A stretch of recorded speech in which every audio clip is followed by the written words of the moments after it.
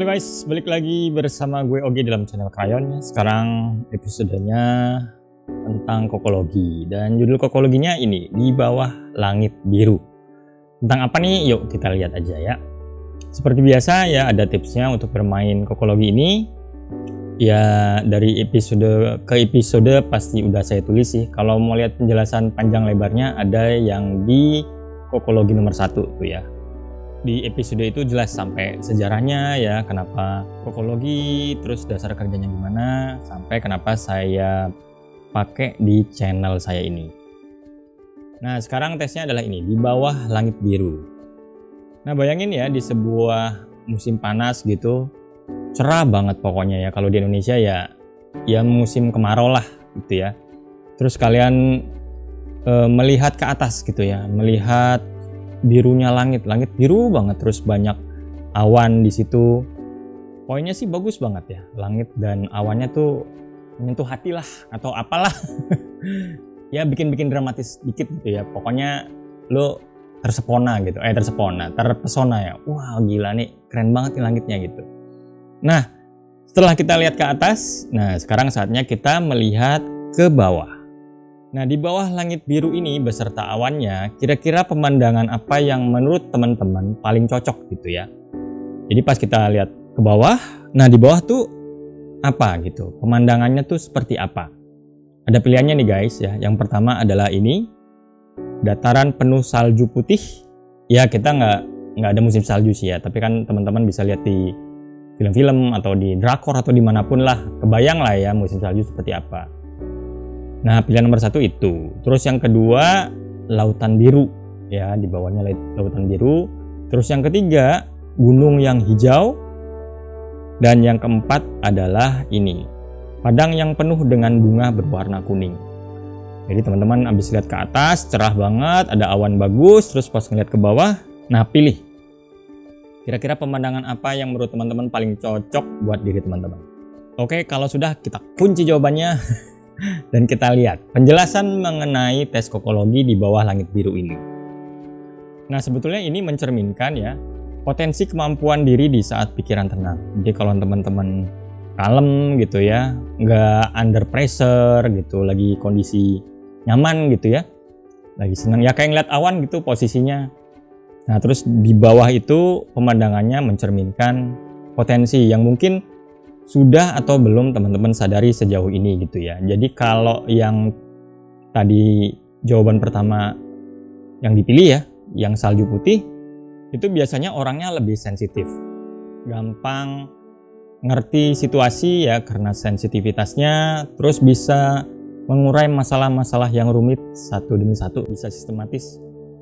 Terus intuisinya kuat, visioner, dan bisa menjadi decision maker yang baik. Mungkin tipikal manajer gitu ya, bisa manage, bisa lihat kondisi seperti apa secara netral, terus juga sensitif, dan akhirnya bisa mengorganize atau problem solving atau menyelesaikan masalah secara baik. Gitu sih kalau kata tes kokologi yang ini. Terus yang kedua, yang memilih di bawah langit biru itu laut ya, laut biru yang luas. Nah ini biasanya tipikalnya punya potensi dalam hubungan interpersonal gitu, antar pribadi, jago basa-basi gitu ya. Di dalam tim juga orangnya gampang disukai gitu, dan karena luas lu gampang dapat respect dari orang lain. Terus dinilai juga suka membantu gitu, jadinya gampang jadi anggota tim yang berharga. Atau kalau simpelnya kayaknya ya kalau nggak ada lo nggak asik gitu, kalau nggak ada lo nggak rame. Nah tipikalnya kayak gitu. Kan ada tuh ya yang orang gampang nemplok sini, nemplok sana, basa-basinya enak gitu ya, natural gitu, basa-basinya nggak dibuat-buat gitu. Nah itu biasanya milih jawaban ini. Kalaupun teman-teman belum, kok gue nggak kayak gitu ya, ya mungkin belum ketemu gitu, belum ditemukan. Mungkin juga ya potensinya, namanya potensi kan belum kelihatan ya. Mungkin teman-teman belum dapat kondisi yang cocok gitu untuk membuktikan bahwa ini tuh ada gitu di dalam diri lo.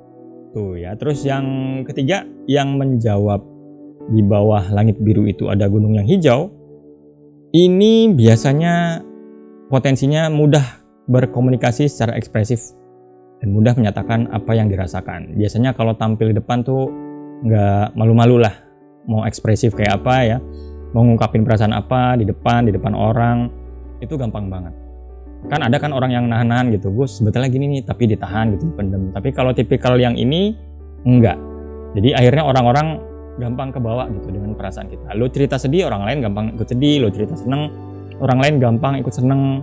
Terus plus lagi dibilangnya gampang nolong. Akhirnya ya jangan salah kalau jadi tempat curcol. Jadi dikit-dikit kok gue gini ya gitu. Ada aja cerita yang masuk ke lo tanpa lo minta gitu.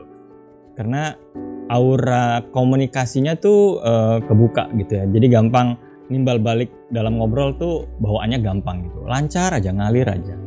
Gitu ya. Terus yang keempat ini yang pemandangannya padang luas ya dengan banyak bunga berwarna kuning. Nah, orang ini biasanya tipikalnya punya keinginan tahuan yang tinggi banget gitu. Jadi keponya tinggi banget. Terus haus akan ilmu pengetahuan, maunya belajar atau ada ilmu baru, gue mau ini nih, mau belajar ini. Kayaknya semua ilmu mau dia dapetin gitu, mau diserap gampang lah kalau mau nyerap ilmu. Dan ini sesuai dengan teori kreativitas ya. Kalau teman-teman punya banyak pengetahuan, biasanya orangnya itu lebih kreatif. Kenapa? Karena dia bisa mengkombinasikan ya banyak pengetahuannya itu menjadi sesuatu yang baru. Makanya yang milih ini biasanya orangnya tipikalnya potensinya tuh kreativitas. Ya, jadi gampang dapat ide, gampang dapat ilmu baru ya. Tapi ujung-ujungnya dia bisa meng-create sesuatu. Dan kayaknya idenya nggak bisa habis gitu. Ide lu nggak ada matinya gitu. Bikin ini gitu. Nah, ini yang pilihan yang nomor 4. Gimana guys? Sesuai nggak? Kalau gue ya, jujur, gue awal tuh milih yang nomor 4. Ya, kalau gue sesuai, emang gue keponya banget sih. Gue ya bisa dibilang kutu buku gitu ya, doyan banget baca. Walaupun awalnya dari komik ya, dan ya ini bener gitu. Dan gara-gara itulah ya channel ini tercipta kan, karena gue punya banyak gitu yang gue tahu dari buku-buku juga banyak gitu. Terus kayaknya gue pikir sayang banget kalau nggak dialirkan gitu ya, nggak gue share ke orang lain. Dan akhirnya begini.